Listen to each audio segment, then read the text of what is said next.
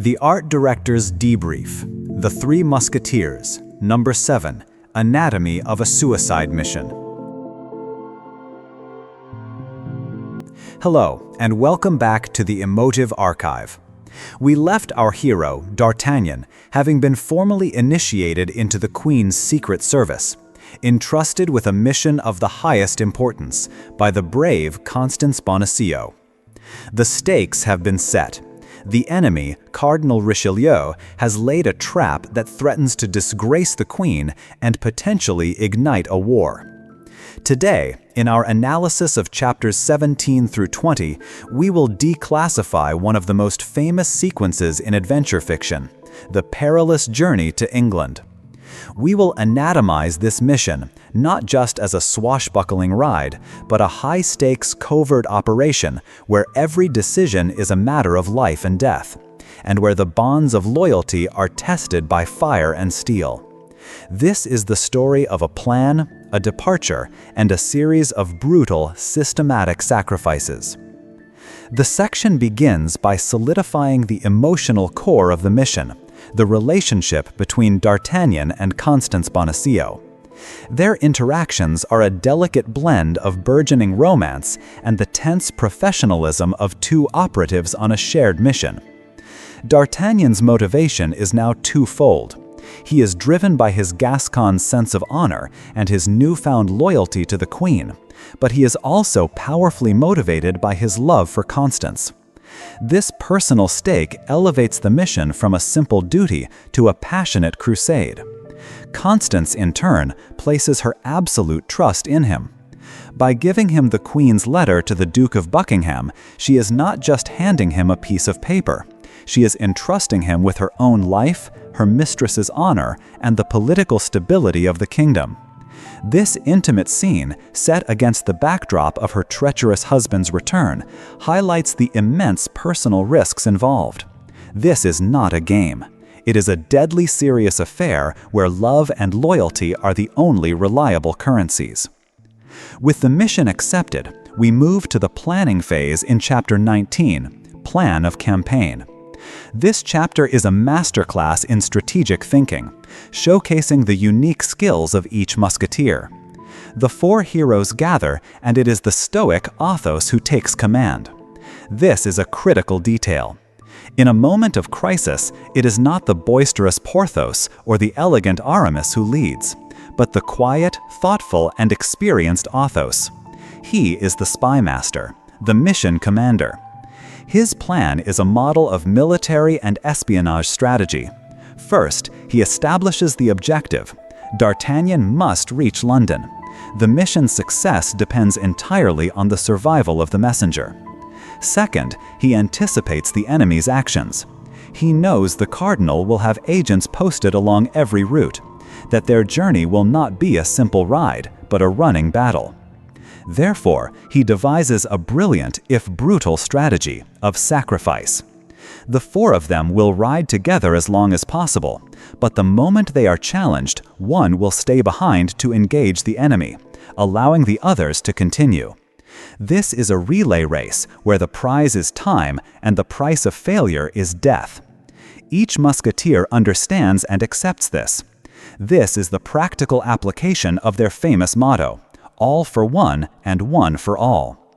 In this context, it is not a romantic cheer, but a deadly serious operational doctrine. Each one is willing to sacrifice himself for the success of the one who carries the message. Porthos and Aramis contribute their own resources and intelligence, activating their networks to secure funds and information.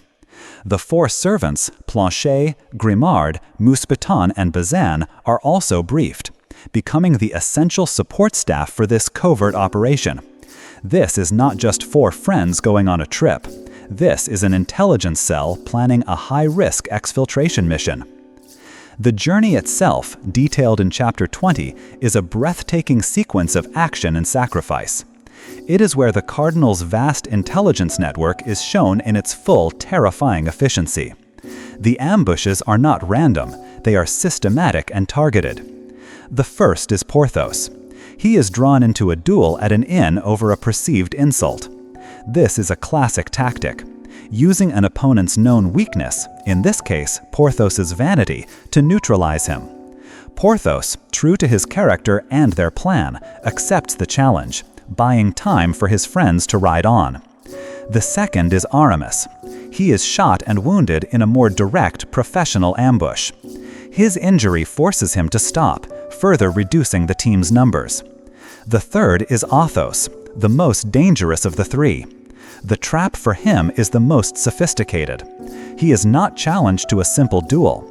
He is accused of being a counterfeiter by the authorities, a legal trap that will tie him up in bureaucracy and interrogation. The enemy's agents are not just thugs. They are skilled operatives who use different methods, brawling, assassination, and legal manipulation, to achieve their goals. Athos, recognizing the nature of the trap, makes his last stand, holding off a dozen men with his pistols to create a final, desperate opening for D'Artagnan to escape. This sequence of events is a brutal process of elimination. The protective shell around the messenger is stripped away, layer by layer. D'Artagnan is forced to watch as his new brothers-in-arms are taken down one by one, a profound psychological toll on the young man. He is no longer part of a team. He is now utterly alone, the sole carrier of a mission upon which everything depends. His journey to the coast is a frantic, desperate race against time, fueled by the sacrifices of his friends. He has been given his mission, he has been given his plan, and now he must face the enemy alone.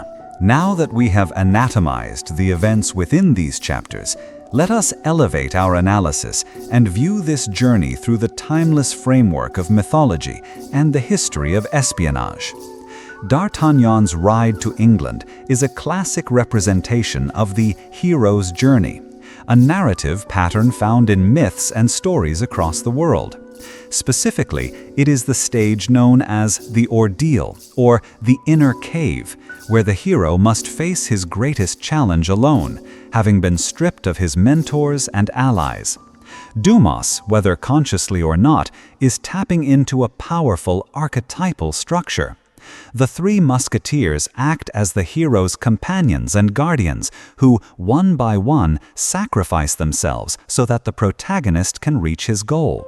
This structure is what gives the journey such emotional weight and makes D'Artagnan's eventual success so satisfying. From a historical espionage perspective, the Cardinal's strategy is a textbook example of layered defense, or defense in depth. His agents are not all waiting at the final destination. Instead, he has established multiple checkpoints and ambush points along the entire route.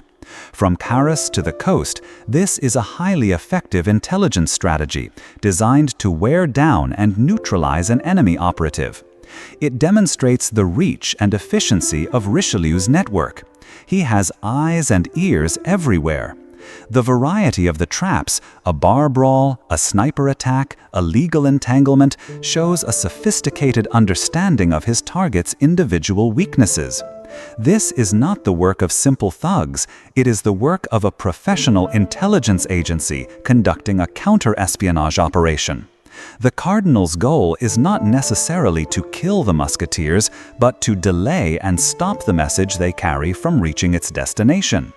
The Musketeers' counter-strategy, the plan of sequential sacrifice, is equally rooted in real-world military and special operations doctrine. In a mission where the survival of the message is more important than the survival of the messenger, this is a grim but necessary tactic. It is a relay race where the baton is the Queen's letter. The selflessness of Athos, Porthos, and Aramis is not just romantic heroism. It is a display of supreme professional discipline. They understand the mission parameters and execute their roles perfectly, even at great personal cost.